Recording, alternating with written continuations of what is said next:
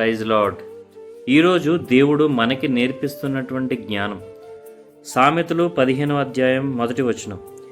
మృదువైన మాట క్రోధమును చల్లార్చును, నొప్పించు మాట కోపమును రేపును.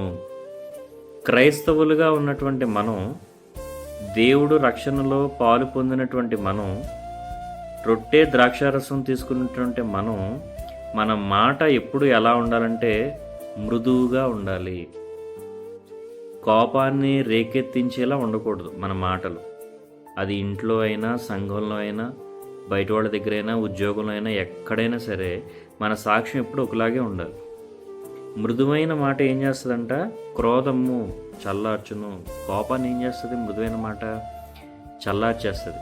కుటుంబంలో భార్యాభర్తలు గొడవ పడతారనుకోండి, ఎవరో ఒకళ్ళు మృదువుగా మాట్లాడడానికి ప్రయత్నం చేయండి. అప్పుడు ఆటోమేటిక్గా గొడవ అనేది సమసిపోతుంది. శాంతంగా ఉండండి. రెండేంటి? నొప్పించు మాట కోపమును రేపును. అంటే మాటకి నొప్పించేటువంటి గుణం ఉందంటే ఉంటుంది ఖచ్చితంగా.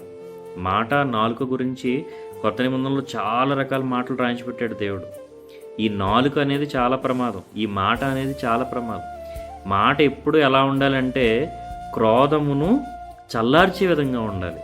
మాట క్రోధాన్ని చల్లార్చేలా ఉండాలంటే మాట ఎలా ఉండాలంటే మృదువుగా ఉండాలి, సాఫ్ట్గా ఉండాలి. మన మాటలతో ఎప్పుడైనా సరే పక్క వాళ్ళని ఎప్పుడు మనం బాధించకూడదు. కానీ మనకు తెలిసింది ఏంటంటే అవతలవాడి పట్ల ఏదైనా మనకు కోపం వచ్చిందనుకోండి, ముందు మాటలు వదిలేస్తూ ఉంటాం. అందుకే దేవుడు ఈ మాటల గురించి చాలా రకాలు రాయించి పెట్టాడు.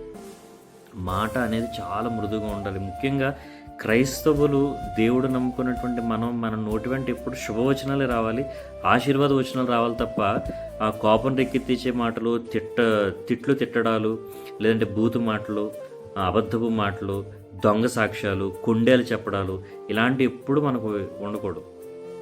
అందుకే ఇక్కడ సామెతలు 15వ అధ్యాయం 1వ వచనం ఏమంటుందంటే మృదువైన మాట క్రోధాన్ని చల్లార్చేస్తుంది, కంప్లీట్గా చల్లార్చేస్తుంది. అంటే మన మాట ఎప్పుడు మృదువుగా ఉండాలన్నమాట, ఎవరితో మాట్లాడినా సరే. 2, నొప్పించే మాట కోపమును రేపు. అసలు నొప్పించే విధంగా మనం ఎవరిని మాట్లాడకూడదు. తెలుసో తెలియక ఎవరైనా తప్పు చేశారనుకోండి, క్షమించండి, దేవుడికి విడిచిపెట్టండి, అంతే తప్ప మీ మాటలతో ఎప్పుడైనా సరే ఎవరిని నొప్పించొద్దు, క్రోధాన్ని రేకెత్తించేలాగా మాట్లాడొద్దు.